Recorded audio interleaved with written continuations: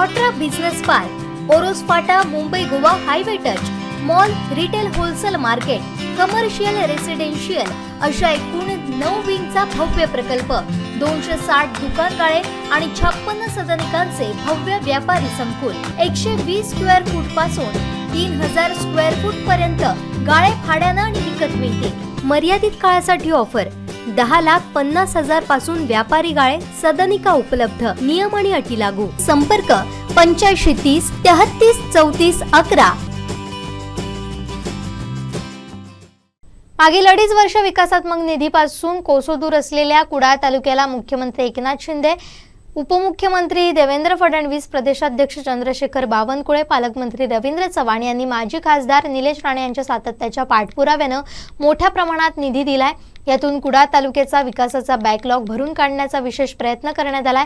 वेगवेगळ्या विकास कामात प्रत्येक हेडला प्राप्त निधीची सविस्तर माहिती प्रत्येक गावागावात जाऊन भाजपचे पदाधिकारी, लोकप्रतिनिधी आणि कार्यकर्त्यांच्या माध्यमातून दिली जाईल, असं पत्रकार परिषदेत भाजपचे ओरोस मंडल अधिकारी दादा साईल यांनी स्पष्ट केलं। कुडाळ MIDC रेस्ट हाऊसवर पत्रकार परिषदेत ते बोलत होते। 2022-23 अंतर्गत महाराष्ट्र सुवर्ण जयंती नगरोत्थान महाअभियान अंतर्गत कुडाळ नगरपंचायतीसाठी यावर्षी 4,77,50,000 एवढा निधी प्राप्त झाला आहे, म्हणजे मंजूर झाला आहे।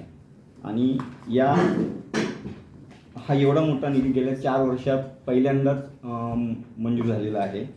आणि या सगळ्या कामांमध्ये पालकमंत्री रवींद्र चव्हाण साहेब यांच्या माध्यमातून हा निधी मंजूर झाला आहे। आणि यासाठी माजी खासदार निलेश राणे साहेब यांनी मोठं योगदान आहे। त्यांच्या प्रयत्नातून हा निधी आम्हाला प्राप्त झालेला आहे। तसेच केंद्रीय मंत्री नारायण राणे साहेब यांनी सुद्धा आम्हाला चांगल्या प्रकारे यासाठी सहकार्य केले। तसेच भाजपचे आमचे जिल्हाध्यक्ष राजन केली साहेब यांनी सुद्धा यासाठी आम्हाला महत्त्वाची जी काही कामं होती ती सुचवायला सांगितली आणि त्यांचं सुद्धा यासाठी योगदान आहे।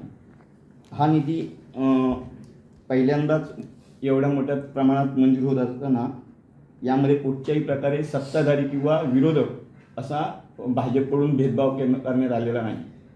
त्यामुळे शहराच्या विकासाला न्याय देण्याचा प्रयत्न भाजपच्या माध्यमातून केला जात आहे। आणि महत्त्वाची गोष्ट म्हणजे या विकास निधीमधून आमच्या शहराची जी कामं आहेत त्याकडे आमचं सर्व नगरसेवकांचा लक्ष राहणार आहे, जेणेकरून कुठेही दर्जा कामाचा घसरू नये हा आमचा प्रयत्न राहणार आहे। विषयावर आपल्या सगळ्या पत्रकारांशी संवाद साधण्याचा या ठिकाणी निमित्त आहे।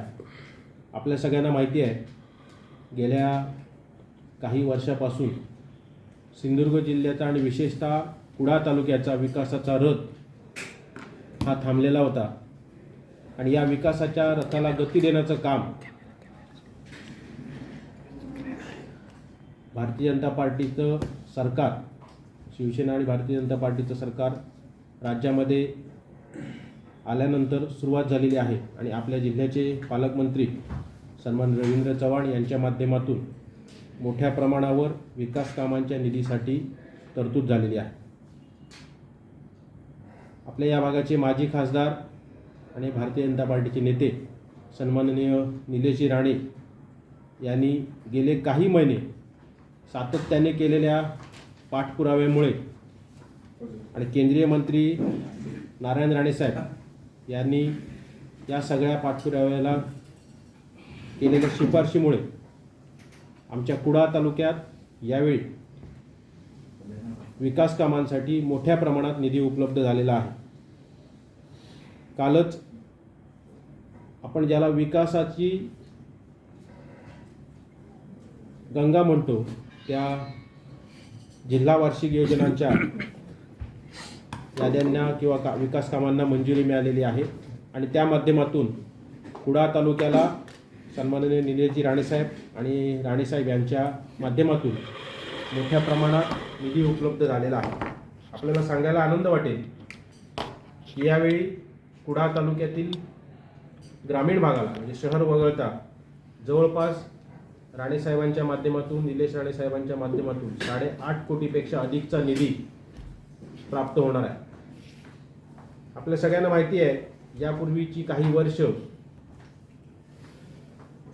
जिल्ह्याच्या विकासाचा निधी किंवा कुडाळ तालुक्यातल्या विकास कामांना निधी देण्याची जी काही पद्धत होती, ही इथले जे कॉन्ट्रॅक्टर लॉबीचे प्रमुख, इथले स्थानिक आमदार आणि त्यांचे कॉन्ट्रॅक्टर हे बसून ही कामं ठरवत होते.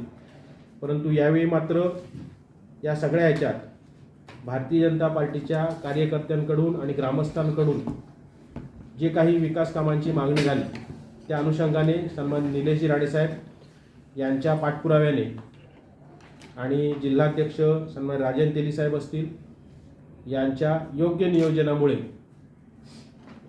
सन्माननीय पालकमंत्री रवींद्र चव्हाण यांनी सुमारे 8.5 कोटीहून अधिकची विकास कामे ही मंजूर केलेली आहेत. त्याचप्रमाणे 25-15 आणि डोंगरी या माध्यमातून येणारी विकास कामे ही काही कालावधीत या ठिकाणी मंजूर होतील किंवा चालूही होतील.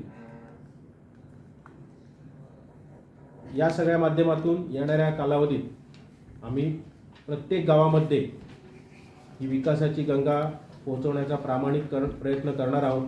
त्याचबरोबर प्रत्येक गावातील वाडी वस्तीवर विकास कामे कशा रीतीने पोचतील याचा देखील आम्ही प्रयत्न करणार आहोत. आणि ही सर्व कामं करत असताना तळागाळातील जनता चांगल्या पद्धतीची दर्जेदार कामे त्या ठिकाणी कशी होतील याचा आम्ही सगळे भारतीय जनता पार्टीचे जे पदाधिकारी असू, कार्यकर्ते असू, हे प्रयत्न करणार आहोत. कोणत्याही प्रकारे विकास काम करत असताना जे ठेकेदार आहेत किंवा ती कामं करणारे जे काही त्या ठिकाणी असलेली यंत्रणा असेल, यांना पाठीशी घालणार नाही. विकास कामे दर्जेदार झाली पाहिजेत असा सन्माननीय राणेसाहेबांचा आदेश आहे. पालकमंत्री साहेबसुद्धा त्याच पद्धतीने विकास कामांना न्याय देत असतात. त्यामुळे येणाऱ्या कालावधीत मोठ्या प्रमाणात कुडाळ तालुक्यासाठी विकासाचा निधी उपलब्ध होईल आणि सिंधुदुर्ग जिल्ह्याचा जो नियोजन आराखडा 170 कोटींच्या आसपास येऊन रखडलेला होता, येणाऱ्या कालावधीत 300 कोटींच्याही पार जाईल याची आम्हाला खात्री आहे. आणि त्या माध्यमातून गावातील प्रत्येक वाडी वस्तीपर्यंत वेगवेगळ्या पद्धतीने विकास कामे पोहोचवण्याचा आम्ही प्रामाणिक प्रयत्न करणार आहोत.